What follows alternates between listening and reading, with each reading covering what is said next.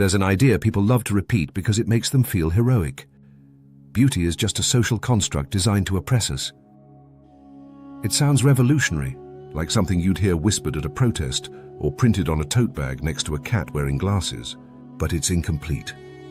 And more importantly, it's functionally false. Beauty wasn't designed in a boardroom. It didn't come from patriarchs with mood boards or marketing departments with access to Photoshop. Beauty was born where most human phenomena are born, in the chaotic intersection of biology, brain wiring, desire, history, and culture. Not a conspiracy, a stampede. Biology is always the part nobody wants to talk about, because biology is inconvenient. A 4-month-old baby, with zero exposure to magazines or TikTok, will stare longer at a symmetrical face. Not because capitalism told him to, but because symmetry meant less likely to die horribly for thousands of generations. Clear skin mattered because infections used to kill people before they finished puberty. Proportions mattered because the brain has built-in sensors for stability. Not moral sensors, survival sensors. This doesn't mean beauty is universal or rigid, but it absolutely means it's not arbitrary. Then culture arrives, our great amplifier. The Egyptians lined their eyes. The Greeks bleached their skin. The Japanese shaved their eyebrows.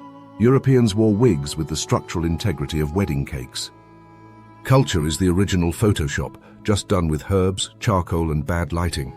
It takes the raw biological signal and exaggerates it, ritualizes it, mocks it, monetizes it, turns it into an aesthetic religion. But none of that works without the biological template underneath.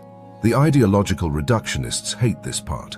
They desperately want beauty to be oppression because it offers a clean villain and a neat narrative.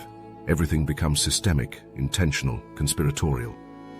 Yet the world is not a screenplay. It's a mess. When someone says, beauty is just oppression, what they usually mean is, I want my interpretation to be the only valid one. And that, ironically, is control. Because the world does not run on theory. It runs like an anthill you just dropped a piece of candy on. No mastermind, no central command, just millions of organisms reacting to stimuli, hormones, status, storytelling, desire, memes, and misfires. A trend is not oppression. A preference is not a moral code. A pattern is not a plot. It's emergence. That's all. And then comes the historical counterpunch, my favorite part. Yes, women couldn't vote for most of history. Absolutely true. Oppression existed. Still exists in many places.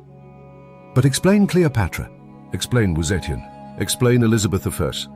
Women who held empires, armies, religions, and entire economies in their hands, and still wore eyeliner, jewelry, silk, cosmetics. Were they oppressed by their lipstick? Or were they using beauty as power, identity, ritual, performance? If beauty were purely oppression, it wouldn't show up everywhere, across cultures, across centuries, across hierarchies. It wouldn't be used joyfully by the powerful. It wouldn't be reinvented by the free. The real problem is simpler and less glamorous. People want their personal wound to be universal law. They want the world restructured around their discomfort. And yes, beauty can hurt.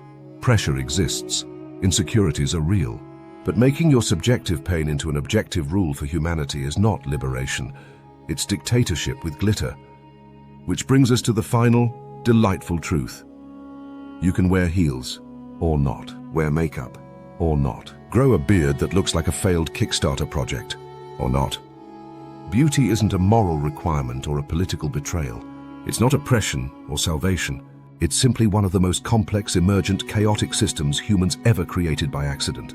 A biological whisper, amplified by culture, distorted by desire, and misinterpreted by ideology.